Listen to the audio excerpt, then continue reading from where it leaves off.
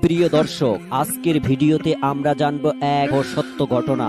যখন শয়তানের অনুসারীরা বিশ্বনবী সাল্লাল্লাহু আলাইহি ওয়াসাল্লামের উপর জাদু করেছিলেন, কিন্তু আল্লাহ তাআলা তার প্রিয় নবীকে এমনভাবে রক্ষা করলেন যা মানব ইতিহাসে এক অনন্য অলৌকিক ঘটনা। তাই ভিডিওটিতে একটি লাইক দিয়ে শেষ পর্যন্ত আমাদের সাথেই থাকুন, কারণ শেষটা শুনলে আপনার অন্তর কেঁপে উঠবে ইনশাআল্লাহ।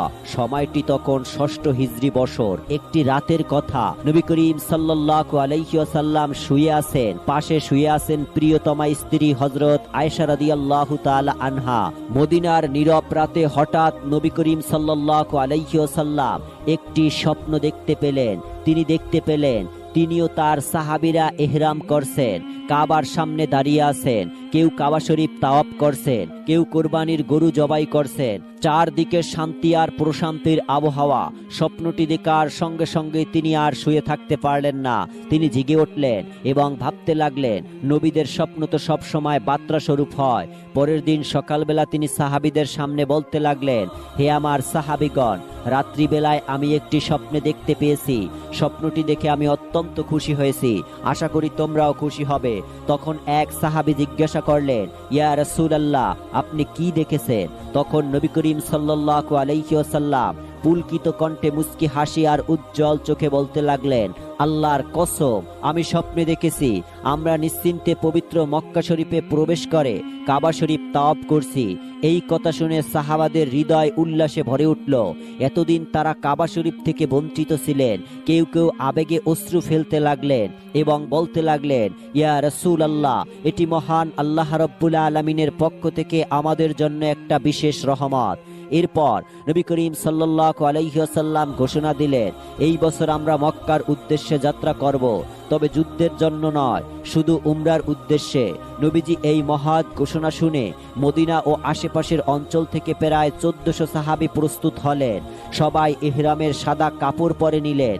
ইহরাম পরার সঙ্গে সঙ্গে তাদের হৃদয় দুনিয়ার সব চিন্তা মুছে গেল। কেবল আল্লাহর ঘরের দিকে যাওয়ার আকাঙ্ক্ষা রইল।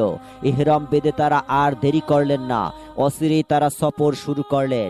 যাত্রার কাফেলা ছিল অনেকগুলো উট নিয়ে, যেগুলো কোরবানির জন্য নির্ধারিত ছিল। প্রতিটি উটের কপালে বিশেষ চিহ্ন বসানো হলো, গলায় মালা পরানো হলো, যেন সবাই বুঝতে পারে এই কাফেলা যুদ্ধের নয়, বরংস ইবাদতকারীদের ইবাদতের উদ্দেশ্যে আল্লাহ হস্তে কুরবানি করার জন্য। সবার অন্তরে সিদ্ধতার ছোঁয়া। কাফেলা ধীরে ধীরে এগিয়ে যাচ্ছে মক্কার উদ্দেশ্যে। একমাত্র আল্লাহর ধ্যানে একনিষ্ঠভাবে মনোযোগ দিয়ে তারা হেঁটে চলছেন। প্রতিমধ্যে তারা উঁচু উঁচু পাহাড় পার করলেন, মরুভূমির উত্তপ্ত বালির উপর দিয়ে হাঁটছেন। আবার কখনো ছায়াময় উপত্যকা পার হলেন। সাহাবারা উচ্চস্বরে পড়ছিলেন, লাব্বাইক আল্লাহুম্মা লাব্বাইক, লাব্বাইক লা শারীকা লাকা লাব্বাইক। সেই সুরের তালে মরুভূমি যেন দুলছিল, বাতাস যেন তাল মিলিয়ে বইছিল। কেউ আবেগে কান্না করছিল, আবার কেউ আবেগে দুই হাত তুলে বলছিল, অবশেষে আল্লাহর ঘর দেখব। এই চিন্তায় তাদের বুক ভরে যাচ্ছিল। আনন্দে এই দিকে খবর পৌঁছে গেল মক্কার কুরাইশদের কাছে।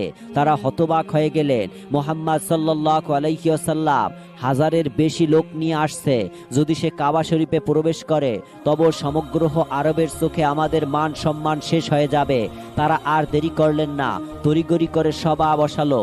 সিদ্ধান্ত হলো, মক্কার পথে নবীজির কাফেলা আটকানো হবে। যে করেই হোক তাদের মক্কা শহরে প্রবেশ করতে দেওয়া যাবে না। অন্যদিকে নবী করিম সাল্লাল্লাহু আলাইহি ওয়াসাল্লাম ও তার সাহাবায়ে কেরাম যাত্রা করতে করতে মক্কার কাছাকাছি এসে পৌঁছালেন এবং হুদাইবিয়া নামক স্থানে বিশ্রামের জন্য অবস্থান করলেন। সেখানে তারা শিবির স্থাপন করলেন। চারদিকে শান্ত মরুভূমি, শুষ্ক বালির উপর ছড়িয়ে ছিটিয়ে আছেন সাহাবায়ে কেরাম। দূর দূরান্তে কোনো সবুজের ছায়া নেই। সাহাবারা দীর্ঘ সফরে ক্লান্ত, উটগুলো হাঁপাচ্ছে। কাফেলার শুরুর দিকে যারা ছিলেন, তারা সেখানে গিয়ে একটি কূপ দেখতে পেলেন এবং সেটি দেখে সবাই পানি নিতে ও পান করতে লাগলেন। কিন্তু সাহাবাদের সংখ্যা প্রায় ১৪০০ হওয়ায় অল্প সময় কূপটির পানি শেষ হয়ে গেল। কূপটি শুকিয়ে গেল। কেউ হাতে থালা নিয়ে নামলেন, কেউ অন্য পাত্র নিয়ে গেলেন, কিন্তু কূপের তলায় এক ফোঁটা পানিও নেই। সাহাবাদের মধ্যে উৎকণ্ঠা ছড়িয়ে পড়ল। কাফেলার 50 ভাগে যারা ছিলেন তারা তৃষ্ণায় কাতর হয়ে পড়লেন এবং নবী করিম সাল্লাল্লাহু আলাইহি সাল্লামের কাছে আরজি করতে লাগলেন, ইয়া রাসূলুল্লাহ, আমাদের তৃষ্ণার্ত অবস্থায় আর এই কূপের পানি পুরোপুরি শেষ হয়ে গেছে, এখন আমরা কি করতে পারি? তাদের কথা শুনে নবীজি ধীর পদক্ষেপ কূপের ধারে এসে দাঁড়ালেন। চারদিকে নীরবতা, সাহাবারা তার মুখের দিকে তাকিয়ে আছেন, যেন আল্লাহর পক্ষ থেকে কোনো রহস্যময় সমাধান এখনই আসবে। এরপরে নবী যেই কিছুটা কূপের দিকে তাকালেন, দেখতে পেলেন কূপ একেবারে শুকিয়ে গিয়েছে। তারপর তিনি সাহাবীদেরকে বলতে লাগলেন, হে আমার সাহাবীগণ, তোমাদের কাছে কি সামান্য পরিমাণ হলেও পানি অবশিষ্ট আছে? যদি থাকে তাহলে আমাকে সামান্য পানির ব্যবস্থা করে দাও। এরপর একজন সাহাবী নবীর সামনে একটি পাত্রে করে সামান্য পানি আনলেন। নবী করিম সাল্লাল্লাহু আলাইহি ওয়াসাল্লাম তার বরকতময় হাত মোবারক সেই পানিতে ডুবিয়ে কিছুক্ষণ আল্লাহর নাম নিয়ে নাড়লেন। তারপর সেই পানি তিনি মুখে নিলেন এবং গিলে নিলেন। অবশিষ্ট পানি তিনি কূপের মধ্যে ঢেলে দিলেন। আশ্চর্য ঘটনা, আল্লাহর কুদরতে হঠাৎ কূপের ভিতর থেকে কল ধরে পানি ওঠা শুরু করলো। শুরুতে ধীরে ধীরে, পরে যেন পাহাড়ি ঝর্ণার মতো গড়িয়ে গড়িয়ে উঠতে লাগলো। খুব অল্প সময়ের মধ্যে কূপটি কানায় কানায় পরিপূর্ণ হয়ে গেল। সাহাবারা বিস্ময় তাকিয়ে রইলেন, কারো চোখে আনন্দের অশ্রু, কেউ মাটিতে লুটিয়ে পড়লেন। সবাই আল্লাহর উদ্দেশ্যে একই সুরে বলল, আল্লাহু আকবার। এটা নিশ্চয়ই মহান আল্লাহ রাব্বুল আলামিনের পক্ষ থেকে একটি মেহেরবানি এবং নবীর পক্ষ থেকে সুস্পষ্ট মুজিজা। এরপর সাহাবায়ে কেরাম সারিবদ্ধ হয়ে সেই কূপের পাশে এসে পান করতে লাগলেন। কেউ পাত্র ভরে পানি সংগ্রহ করছিলেন, কেউ পশুদেরকে পেট ভর্তি পানি পান করাচ্ছিলেন। জাবের ইবনে আব্দুল্লাহ বর্ণনা করেন, আমরা প্রায় 1400 মানুষ ছিলাম। আমরা সবাই তৃপ্তি সহকারে পান করলাম এবং আমাদের পশুরাও ভালোভাবে তৃপ্তি পেল। অথচ কূপটি আবারও আগের মতো ভরে রইল। অন্যদিকে কুরাইশ নেতারা নবী করিম সাল্লাল্লাহু আলাইহি ওয়াসাল্লামকে বাধা দেওয়ার উদ্দেশ্যে আপ্রাণ চেষ্টা করেছিলেন। তাদের সৈন্য পাঠিয়ে নবীজি ও তার কাফেলার পথ রোধ করতে নির্দেশ দিলেন। কুরাইশের যোদ্ধারা হুদাইবিয়া নামক স্থানে এসে নবীজির কাফেলার সম্মুখীন হলেন। তারা ক্রন্দনিত মেজাজে সেখানে অবস্থান করছিলেন, কিন্তু নবী করিম সাল্লাল্লাহু আলাইহি ওয়াসাল্লাম এবং তার কাফেলার পক্ষ থেকে কোনো উত্তর ঢেউ উঠেনি। কারণ তাদের এই মহৎ সফরটি যুদ্ধ বা রক্তপাতের উদ্দেশ্য ছিল না। এটির একমাত্র উদ্দেশ্য ছিল মহান আল্লাহ রাব্বুল আলামিনের সন্তুষ্টির জন্য পবিত্র কাবা শরীফ তাওয়াফ করা এবং উমরা আদায় করা। কুরাইশদের এই পদক্ষেপের বিপরীতে নবী করিম সাল্লাল্লাহু আলাইহি ওয়াসাল্লাম কোনো পাল্টা জবাব দিলেন না, বরঞ্চ তিনি নেওয়া আর খোজাই নামক এক ব্যক্তিকে দূত হিসাবে মক্কায় প্রেরণ করলেন। বদলে নামক সেই ব্যক্তিটি কুরাইশদেরকে মুসলমানদের শান্তিপূর্ণ উদ্দেশ্য জানালেও তারা তা অনাগ্রহ করল। এরপর নবী করিম সাল্লাল্লাহু আলাইহি ওয়াসাল্লাম আবারও দূত পাঠালেন। এবার পাঠালেন উমাইয়া আল খোজাই নামক এক ব্যক্তিকে। কুরাইশ নেতাদের ধারণা ছিল যে মুসলিমরা অনেক সৈন্য নিয়ে মক্কায় প্রবেশ করছে এবং আক্রমণ করতে পারে, কিন্তু নবী করিম সাল্লাল্লাহু আলাইহি ওয়াসাল্লামের অন্তরে কিংবা সাহাবাগণের অন্তরে যুদ্ধের কোনো প্রস্তুতি বা আকাঙ্ক্ষা ছিল না। তাই নবী করিম সাল্লাল্লাহু আলাইহি ওয়াসাল্লাম একাধিক দূত প্রেরণ করলেন, কিন্তু উমাইয়া এর সঙ্গে কুরাইশরা বেয়াদবি করলো এবং এমন আচরণ করলো যে তারা তার উটের পা কেটে দিল। এরপর নবী করিম সাল্লাল্লাহু আলাইহি ওয়াসাল্লাম হযরত উমর রাদিয়াল্লাহু তাআলা আনহুকে ডেকে বললেন, হে উমর, তুমি মক্কায় গিয়ে কুরাইশদের বলো আমরা যুদ্ধ চাই না, আমরা শুধু উমরা পালন করতে চাই। উমর রাদিয়াল্লাহু তাআলা এক পা পিছিয়ে বললেন, ইয়া রাসূলুল্লাহ, মক্কায় আমার এমন কোনো ঘনিষ্ঠ আত্মীয় নেই যারা আমাকে রক্ষা করবে। তাছাড়া কুরাইশদের সাথে আমার অতি শত্রুতার প্রবল। আমি আশা করছি তারা আমাকে হত্যা করে ফেলবে, কিন্তু ইয়া রাসূলুল্লাহ, এই বার্তাটি যদি শান্তি চুক্তি না হয় কোনো যুদ্ধের চুক্তি হলে তাহলে আমি প্রথম মক্কায় প্রবেশ করব, আমি পিছু হটব না।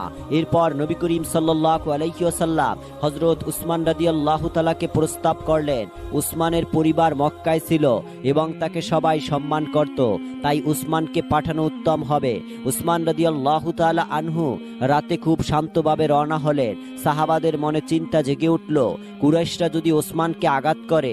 ওসমান মক্কায় পৌঁছালেন। কুরাইশ নেতারা তাকে ঘিরে ধরল এবং বলল, হে ওসমান, তুমি চাইলে নিজেকে আবার শ্রদ্ধায় করে নাও, কিন্তু মোহাম্মদকে আমরা কখনই মক্কায় প্রবেশ করতে দেব না। উসমান দৃঢ়কণ্ঠে বললেন, আল্লাহর কসম, আসলে আমি কখনোই কাবা শরীফ আল্লাহর রাসূলকে ছাড়া তাওয়াফ করব না। এই কথা শুনে কুরাইশ ক্ষিপ্ত হয়ে তাকে দীর্ঘ সময় আটকিয়ে রাখলো। আলোচনাও ঝুলিয়ে রাখা হলো। ফলে সাহাবাদের মধ্যে হুড়োহুড়ি ও উদ্বেগ ছড়িয়ে পড়ল। গুজব ছড়িয়ে পড়ল ওসমানকে কুরাইশরা হত্যা করেছে।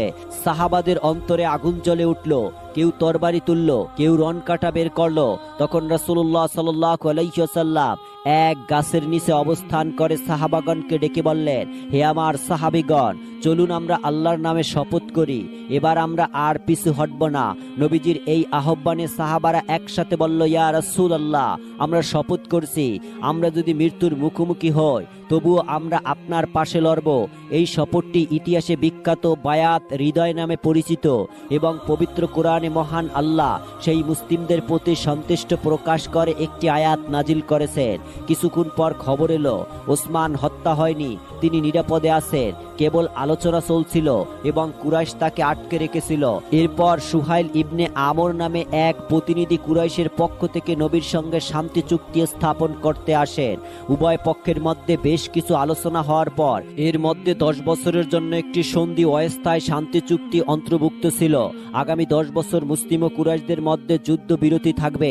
আগে মুসলিমরা কুরাইশদের আক্রমণের ভয়ে ছিল, এখন এই 10 বছরের বিরতি তাদেরকে নিশ্চিত করে দেয়। ফলে তারা ইসলাম প্রচারের স্বাধীনতা পেলেন। দেখতে দেখতে গোত্র গোত্র ইসলাম ছড়াতে লাগলো। ব্যবসায়ীরাও মদিনায় এসে শান্তিতে নবীর কথা শুনতেন। চুক্তির কয়েক মাস পর নবী করিম সাল্লাল্লাহু আলাইহি ওয়াসাল্লাম সাহাবীদের নিয়ে বের হলেন খায়বার মুখে রেখে। লক্ষ্য ছিল খায়বার দুর্গ ইহুদিদের সবচেয়ে বড় দুর্গ, যারা বহুদিন ধরে মুসলমানদের বিরুদ্ধে ষড়যন্ত্র করছিল। খায়বারের দমন শেষে মুসলিমরা বিশাল জয় লাভ করলো। অসংখ্য সম্পদ ও জমিন মুসলিমদের হাতে এলো। সাহাবারা সমৃদ্ধ হলেন এবং মদিনায় সমৃদ্ধ এলো। খায়বারে জয়ের পর কুরাইশদের মধ্যে হতাশ ও ক্রোধ জন্ম নিল, কারণ খায়বার ছিল তাদের ষড়যন্ত্রের প্রাণ কেন্দ্র। অন্যদিকে হুদাইবিয়ার চুক্তির ফলে তারা মুসলিমদের ক্ষতি করতে পারছিল না। তাদের যে কোনো পদক্ষেপ তখনই ব্যর্থ হচ্ছিল। এতে তাদের ভাষা ও শক্তি ভেঙে পড়ল এবং মক্কায় একটি তোলপাড় শুরু হলো। কি করা যায়, দিনরাত তারা চিন্তায় ভুগল। সেই সময় কুরাইশদের একজন নেতা রাতে নিজের স্ত্রীর সাথে বসে পরামর্শ করছিল কিভাবে মুসলমানদের মোকাবেলা করা যায়। তার স্ত্রী পরামর্শ এলো, আমরা সরাসরি লড়াইতে সাহস করি না, কিন্তু ভিন্নভাবে আমরা কোনো চাল চালাতে পারি। আমার জানা মতে মদিনায় একজন জাদুকর আছে, সে তোমাকে সাহায্য করতে পারে। শুনেছি সে মুসলিমদের বিরুদ্ধে কাজ করে। এই কথা অবিলম্বে করতেই তিনি রাতের আধারে চুপচাপ মদিনার উদ্দেশ্যে দ্রুতগামী একটি ঘোড়া নিয়ে রওনা হলেন। মদিনায় পৌঁছে তিনি সেই ব্যক্তির সঙ্গে দেখা করলেন। রাতে তারা গোপনে কথোপকথন শুরু করলো। প্রথমে তিনি ব্যক্তির নাম জানতে চাইলেন। সে বলল, আমার নাম লাবিদ। এরপর মক্কার কুরাইশ নেতা তাকে অর্থের, লবণ ও গোপন সহায়তার আশ্বাস দিয়ে জিজ্ঞাসা করল, হে লাবিদ, তুমি কি এমন একটি কাজ করতে পারবে যেন মুসলমানদের কাছে মোহাম্মদকে পণ্য মিথ্যা হিসাবে প্রতিষ্ঠিত করা যায়? তখন লাবিদ মনে মনে ভাবতে লাগলো, আমি তো জাদু মন্ত্রে দক্ষ, এই নিয়ে কাজ করলে ব্যাপক প্রতিক্রিয়া হবে। তাছাড়া মোহাম্মদের বিপক্ষে যদি কেউ আমার জাদু মন্ত্রের উপর বিশ্বাস করে এবং ওকে ক্ষতি করতে পারে, তাহলে এই ক্ষেত্রে আমার উপকার হবে। এই ভেবে লাবিদ শত্রুতা, প্রতিহিংসা কিংবা অর্থ লোভনের রাজি হয়ে গেল। তাকে উৎসাহ দিয়ে বলা হলো, এটা আমাদের একমাত্র উপায়, তুমি যা করবে আমরা সব কিছুর ব্যবস্থা করব। ভেবে সেখানে দাঁড়িয়ে সে সিদ্ধান্ত নিল তাবিজ তৈরির তত্ত্বাবধানে কাজ শুরু করবে, কারণ এভাবে সব থেকে সহজে মানুষের মনে সন্দেহ, অস্থিরতা ঢুকানো যায়। তাদের এই কথোপকথন যেন পরিবেশটাকে না মেনে দিচ্ছিল। মনে হচ্ছিল গাছপালা, আকাশ জমিন সবকিছু তাদেরকে ধিক্কার দিচ্ছে। অবশেষে লাবিদ ও আহসান যখন তাবিজ করার সংকল্প নিলেন, তখন তারা ভাবতে লাগলো, রাসূল পাক সাল্লাল্লাহু আলাইহি ওয়াসাল্লামের শরীর থেকে কিছু জিনিস না পেলে এই কাজ সম্পূর্ণ হবে না। কিন্তু এসব জিনিস কিভাবে সংগ্রহ করা যাবে? এই জিনিসপত্র সরাসরি পাওয়া মোটেও সহজ কাজ নয়। তাই এই কারণে সে একটি কৌশল আঁটল। তার একটি বোন ছিল যার হৃদয়ে লোভ ছিল প্রবল। সে ছিল অনেক কৌশলী এবং খুব লোভী। লাবিদ প্রথমে তাকে নানা প্রবল দিল, কখনো গয়না, কখনো কিছু অর্থ, আবার কখনো মিষ্টি প্রতিশ্রুতি। ধীরে ধীরে তাকে রাজি করানোর জন্য নানা কৌশল অবলম্বন করতে লাগলো। এভাবে সে তার বোনকে নিজের কথায় আনতে ভিন্নভাবে প্রচারণা দিত, কিন্তু কি কাজ করতে হবে সেটা কখনো স্পষ্ট করে বলতো না। শুধু এতটুকুই বলতো, আমার কথা যদি তুমি শোনো তাহলে তোমার অনেক উপকার হবে। এভাবেই একদিন সে তার বোনকে ডেকে বলতে লাগলো, হে বোন, তোমার একটি কাজ করতে হবে, নবী মুহাম্মাদের বাড়িতে গিয়ে তার ব্যবহৃত কিছু জিনিসপত্র এনে দিতে হবে। এই কথা শোনা মাত্রই তার বোন অস্বীকার করলো এবং বলতে লাগলো, হে ভাই, তুমি আমাকে যা বলবে আমি তাই করব, কিন্তু কখনোই আমি চুরি এবং এমন জঘন্য কাজ করতে পারবো না। তখন তার ভাই একটু মুচকি হেসে বলল, হায় রে বোন, তোমাকে চুরি করতে হবে না, তুমি ধরা খাবে না, ভয়ও পেও না। আমি কৌশল বলে দিচ্ছি, তুমি এই কৌশল অবলম্বন করলে জিনিসপত্র আনতে পারবে। প্রথমে তার গৃহে প্রবেশ করবে, তারপর তার স্ত্রীদের বিশ্বাস অর্জন করবে এবং তাদের সাথে একটি সম্পর্ক তৈরি করবে, তাদের কাজকর্মে সাহায্য করবে। এইভাবে অল্প সময়ের মধ্যে তাদের অবস্থা তোমার উপর জন্মাবে। আর এই অবস্থার আড়ালে তোমাকে উপকরণগুলো সংগ্রহ করতে হবে। লাবিদের কথা শুনে তার বোন রাজি হয়ে গেল। পরের দিন সে নবী করিম সাল্লাল্লাহু আলাইহি ওয়াসাল্লামের বাড়িতে গেলেন এবং তার স্ত্রীদের সঙ্গে সামান্য কথোপকথন ও কুশল বিনিময় করলেন। তারপর সে চলে এলো। পরদিন আবারও গেল গৃহস্থালীর কাছে সহযোগিতা করতে। এইভাবে একদিন দুই দিন করে ধীরে ধীরে নবীর স্ত্রীদের সাথে তার পরিচয় ও বিশ্বাস তৈরি হয়ে গেল। সে প্রায়ই আসতো, কাজ করত, কথা বলতো, আবার চলে যেত।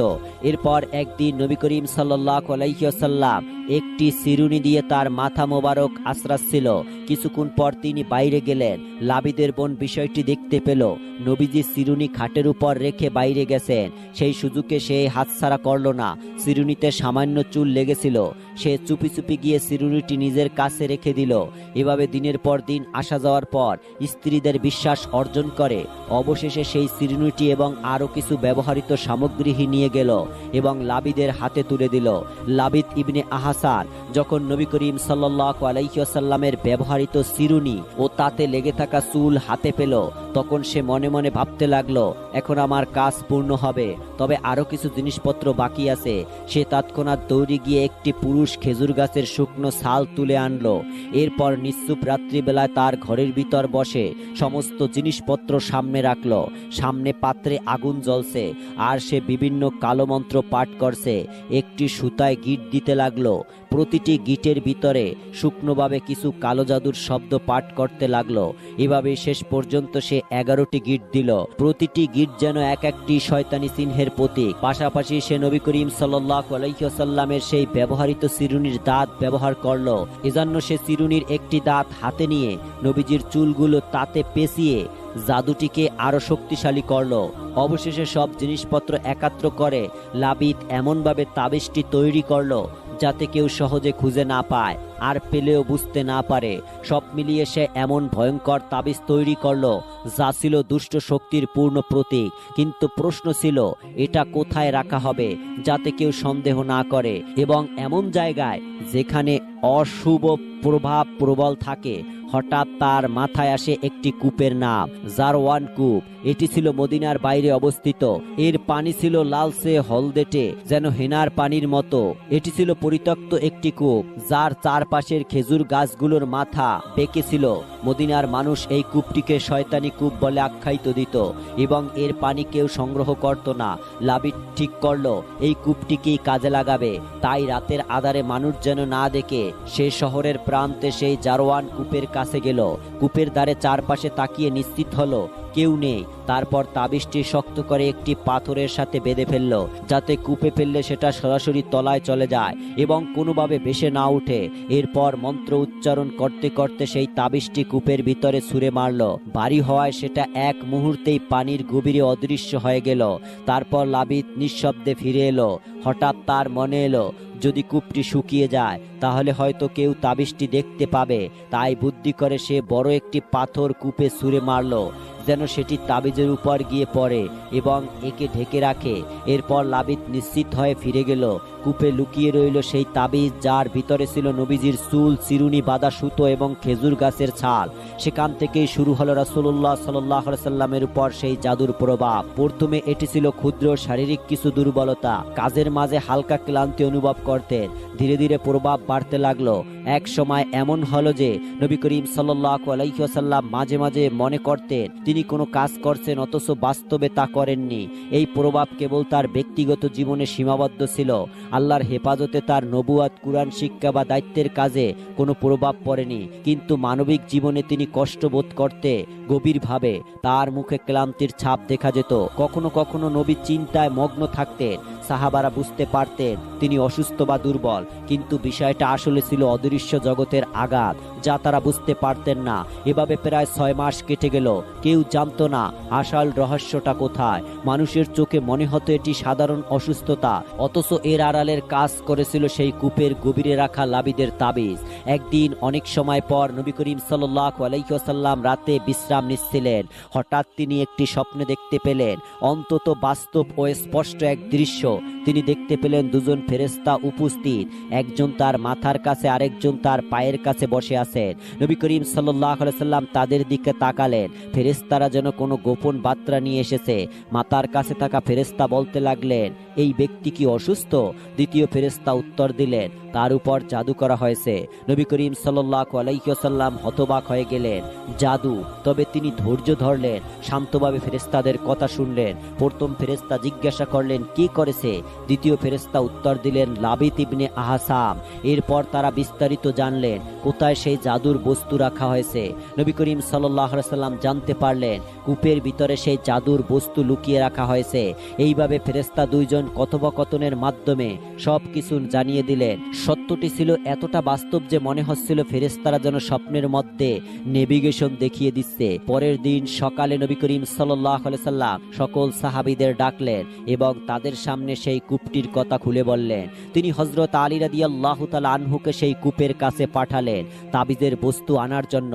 হযরত আলী কিছু সাহাবীকে নিয়ে সেখানে গেলেন। তারা গিয়ে দেখতে পেলেন কূপটি ছিল অস্বাভাবিক, জল ঘোলা ও লালচে রঙের। চারপাশে গাছগুলো যেন শয়তানের মাথার মতো বাঁকানো। সাহাবীগণ কূপের পাড়ে দাঁড়িয়ে আল্লাহর নাম উচ্চারণ করে পানি তোলা শুরু করলেন। সমস্ত পানি তুলে কূপটি শুকিয়ে ফেললেন। এরপর সেই বাঁধা তাবিজের সব বস্তু তুলে আনলেন। অন্যদিকে নবী করিম সাল্লাল্লাহু আলাইহি সাল্লামের উপর সেই সময় সূরা নাস ও সূরা ফালাক নাজিল করা হলো। জিবরাইল আলাইহিস সালাম তাকে জানালেন কিভাবে কি করতে হবে, সবকিছু দেখিয়ে দিলেন। এরপর নবীজির সামনে তাবিজের সমস্ত জিনিসপত্র আনা হলো। নবী করিম সাল্লাল্লাহু আলাইহি সাল্লাম সেই সুতোর উপর সূরা নাস ও সূরা ফালাক পড়ে ফুৎকার দিতে লাগলেন। সূরা নাস ও সূরা ফালাকে মোট 11টি আয়াত রয়েছে।